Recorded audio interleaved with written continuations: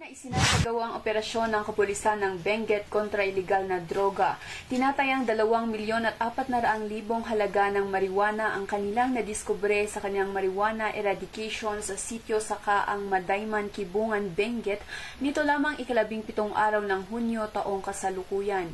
Matagumpay ang operasyon ng pinagsamang pwersa ng Kibungan Municipal Police Station, Provincial Intelligence Unit, Provincial Drug Enforcement Unit, Regional Intelligence Division at PIDEA Cordillera. Nadiskubre ang 20,000 piraso ng fully grown marijuana plants na may tinatayang standard drug price na 2,400,000 halaga ng marijuana kung saan agad namang binunot at sinunog ng mga nabanggit na operatiba. Ang walang humpay na operasyon ng kapulisan ng Benguet ay tugon sa programa ng ating Pangulong Ferdinand Marcos Jr. sa pakikipaglaban sa problema ng ilegal na droga, kaya naman ang buong kapulisan ay patuloy na paiigtingin ang kanilang kampanya kontra ilegal na droga upang mapanatili ang kaayusan at kaligtasan ng ating komunidad patungo sa bagong Pilipinas.